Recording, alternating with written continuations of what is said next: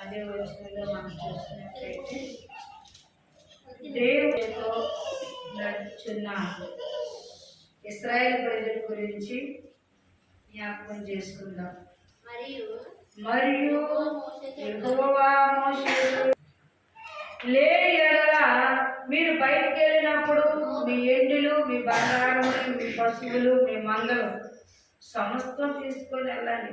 మీ ఆస్తి ఏది ఇడిచిపెట్టకండి అన్నాడు దేవుడు. హల్లెలూయా హల్లెలూయా. ఇశ్రాయేలు ప్రజలను గూర్చి దేవుడు ఒక తీర్మానం తీసుకున్నట్లు చూస్తున్న ప్రియులారా, ఆయన ఏ విధంగా నడిపించాలనుకున్నారో ఆ విధంగా మరల విన్నాడు. కనుక విన్న తర్వాత మోషేని పంపించి మోషే ద్వారా దేవుడట వారికి ఏమేమి ఉన్నాయో అవన్నీ వారి ఆస్తులు తీసుకొని వెళ్ళండి. హల్లెలూయా. ఇక నిబంధన పెట్టాడు.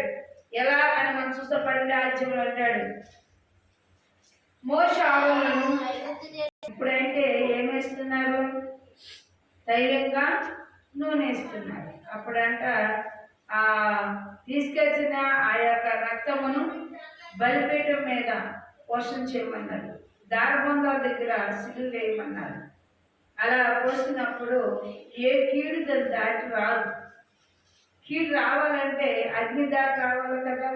ఆ రక్తము జీవమై ఉంది కాబట్టి అది ఏది రావడానికి అవకాశము లేదని చెప్పాడంట దేవుడు.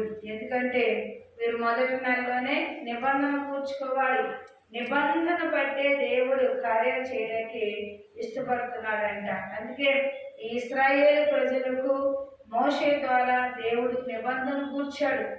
ఎలా ఉండాలి, ఏం తినాలి, ఎలా మీరు దేవుణ్ణి ఘనపరచాలి అనేది, మీరు కీడు నుండి తప్పించుకోవడానికి ఎలా మందిరానికి వచ్చినప్పుడు ఏమేమి తీసుకురావాలో కూడా చెప్పాడంట. హల్లెలూయా. దేనిని ఏదైతే శుభ్రం చేసుకొని ఏది అగ్నిలు వేయాలో అది వేసి దాన్ని కుటుంబ చేసి శుభ్రంగా వండుకొని తినమన్నాడు. కొంత ఏం చెప్తారంటే పిల్లలు పోతును కాల్స్తే కాల్చిన పోతు తినేస్తారు. దేవుడు అన్నాడు అట్లా తింటేనంట పిల్లల రాక్షసులు తింటాయట. మాంసప్రియులు రాక్షసులు. మీరు అట్లా తినకూడదు. ఏదైనా సరే శుభ్రంగా వండుకొని తినాలి. హల్లెలూయా హల్లెలూయా. మనిషి ఏమవుతుంది? మోషన్స్ అవుతాయి, వామిటింగ్ అవుతాయి, మనిషి తేడా అవుతుంది.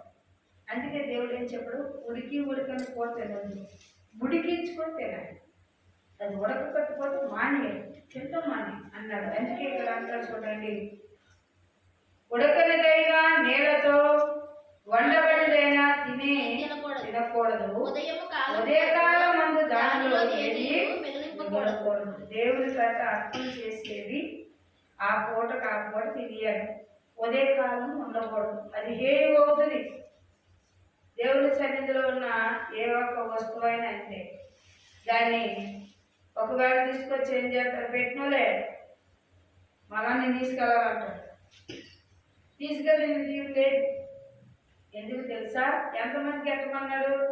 ఆ పూటకే సమృద్ధిగా నువ్వు తెల్లని ఎడగా గొర్రెపోతు పోసేవనుకో సమృద్ధిగా ఎక్కువ కానీ బంధువర్గులు కానీ తీసుకొచ్చి ఎంతమంది ఆ పోతు తింటారు అంతమంది ఆ పూట తినేమన్నాడు. తీసుకొచ్చావు కాబట్టి అది రేపు కొంచుకుంటా, ఎల్లుండి కొంచుకుంటా, అదేమవుతుంది? ఏమవుతుంది అంట. దేవుడు ఆజ్ఞ మీరు నడిచారు కాబట్టి అది ఒక శోధనగా ఉంటుందని చెప్తున్నాడు. ఉదయకాలంలో దానిలో మిగిలింది అగ్నిలో కాల్చి మీరు దానిని తినవలసి విధమేమనగా మీ నడుమును కట్టుకోవాలి. నడుము కట్టుకోవడం అంటే భార్య భర్తలు సామవేశం కలిగి ఉండాలి. అంటే ఉపవాసం ఎలా ఉంటారు అట్లా ఉండాలి. అలా మీ నడకను కట్టుకోవాలి. అంటే నడుమును కట్టుకున్న తర్వాత మీరు పరిశుద్ధంగా కనపడాలి. దేవుని సందర్భంగా పరిశుద్ధంగా కనపడాలి. స్నానాలు చేయకుండా ఎలా పడితే అలాగే రాకూడదు.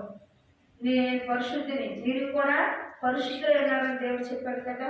అందుకే ఇక్కడ అంటున్నాడు, మీ కర్రలు చేతబట్టుకొని త్వరపడి దాన్ని తినవలను. అది యెహోవా వాక్కు, పస్కా బలి. ఆ బలిని అర్పించారు కాబట్టి దాన్ని మీరు వదిలించినప్పుడు తినేటప్పుడు మీరు ఎంత శుద్ధిగా ఉండాలి. అడవిడి పడుతూ తాను స్నానం చేయండి. ఏమనంటే మా దేవుడికి ఏం పెద్ద ఇలాంటివి లేవు, మేము ఎలగెల కూర్చుని మా దేవుడు చూసుకుంటాడు అంటారు. దేవుడు ముందే చెప్పాడు.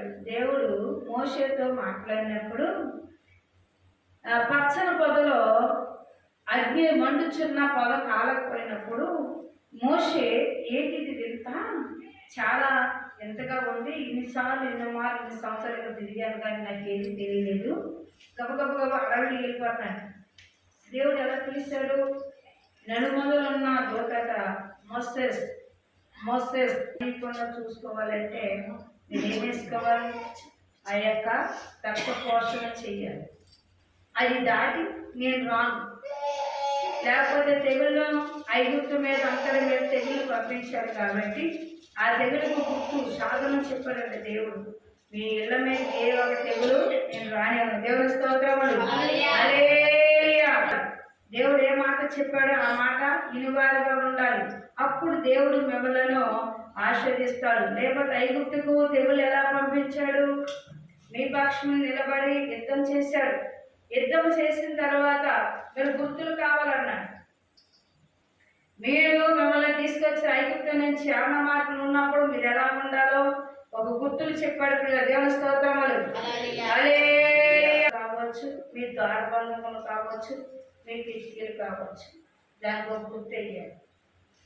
అలా మీరు గుర్తులు వేస్తే వచ్చిన కీడు తెగులు వచ్చినాయి కదా, ఐగుప్తుల మీదకి వచ్చినాయి కదా, పంపించిన దేవుడే చెప్తున్నాడు వాటి యందు ఏ ఒక్క కీడు మీకు రాకోకుండా ఆ కీడు అలా దాటిపోయి వెళ్ళిపడ్డండి.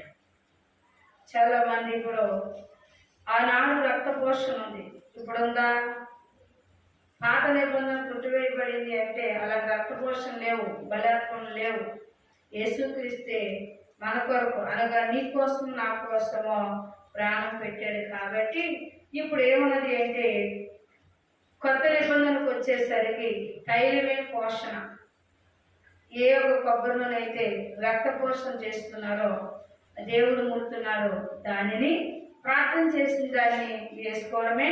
ఇంకా దాన్ని బట్టే ఏ ఒక్క తెగులు లోపలికి రాదు. పాత నిబంధన గ్రంథంలో బ్లడ్ వేసారు కానీ కొత్త నిబంధన గ్రంథంలో తైలం తప్ప ఈ యొక్క బ్లడ్ వేయాల్సిన అవసరము లేదు. హల్లెలూయా. హల్లెలూయా. దేశం అంటే ఆ యొక్క ఎర్ర సముద్రం దాటిన తర్వాత అక్కడ దేవుడు మరి భూములు సాధనపరచలేదు. కొన్ని భూములు ఏమి లేని కూడా దేవుడు సొంత భూములు ఇచ్చాడు. ఆ భూముల్లో వీళ్ళకి పంటలు పండించుకోవడానికి చక్కని గృహాలు కట్టుకొని అక్కడ నివాసం వీళ్ళకి ఎలా ఉన్నారంటే ఇక అక్కడ ఉన్న బలమైన వారందరూ బలిష్ఠులు అయిపోయారంట. వీళ్ళు చేతి కిందకి అందించాడు దేవుడు. మరి వీళ్ళు పాలు తేనె ప్రవశించే దేశంలో పంపించారు కాబట్టి మీకు ఇప్పుడు సంపద ఉంటుంది, సమృద్ధి ఉంది. కాబట్టి మీరు నెల ఈ నెల ఫస్ట్ నెల తీసుకొచ్చి ఏది వదిలించాలో ముందు చెప్పాడు. మీరు ఎలా నడవాలో ముందు నిబంధన కూర్చాడు.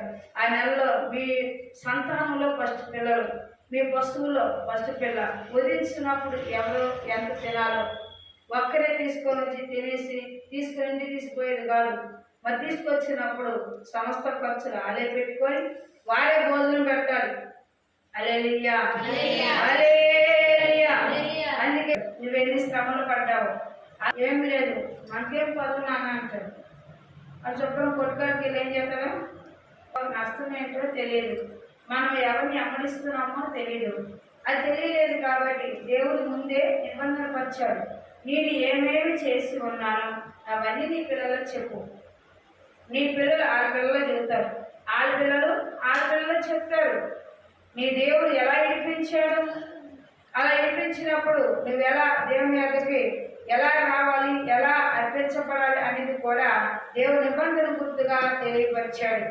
అందుకే ఇక్కడ అన్నది పిల్లాడా, నీ పితరులతో ప్రయాణం చేసిన ఆయన కనానీయ దేశంలో నిన్ను చేర్చి దాన్ని నీకు ఇచ్చిన తర్వాత ప్రతి తొలి చూలు పిల్లలను నీకు కలుగు పశువులను సంతతుల ప్రతి తొలి పిల్లలను వాటిలో మగ సంతానమును యెహోవా జగనకు ప్రతి గాడిద తొలి పిల్లలను వెలిగించి విడిపించి దాన్ని మారుగా గొర్రెపిల్లను పలికి ఇవ్వవలను. అట్లా దానిని విడిపించాలని ఎడల దాన్ని ఎవరు కూడా విడదీయకూడదని అనెను. హల్లెలూయా. దేవుడి నిబంధన ఎవరు మేరకూడదు. దేవుడు వాక్కు తనకిష్టమైనట్టు మలుచుకోరాదు. దేవుడు వాక్ ఏమై ఉన్నదో దానంతా నిబంధన పడి నడవాలి. నిబంధన పడుకోకుండా దేవుడు ఏ కార్యం చేయడు. ఇప్పుడు విడిపించిన తర్వాత దేవుడు నిబంధన పరుచుకున్న వీళ్ళందరినీ మీరు ఎలా నడవాలో మాకు ఎలా తెలుసు అంటే, తెలియపోయినా చెప్తున్నారా లేదా మీకు తెలియదు. తెలియపోయిన ప్రవచనం చెప్తున్నాడు, తెలియని వాళ్ళకేమో ప్రవచనం చెప్తున్నాడు, తెలిసే ఉన్న వాళ్ళకి చదువుకున్న వాళ్ళు చదువుతున్నారు. కాబట్టి ఈ నిబంధన గుర్తులు అర్థమవుతున్నాయి.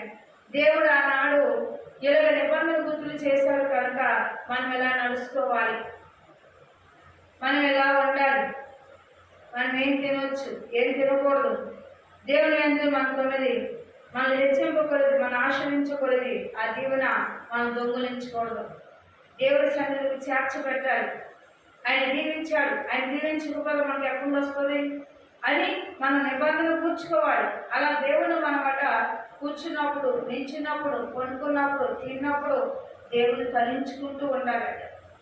అలా తలించేవారు అయితే మన మధ్యన ఎవరున్నారు అంటే దేవుడు ఉన్నాడు.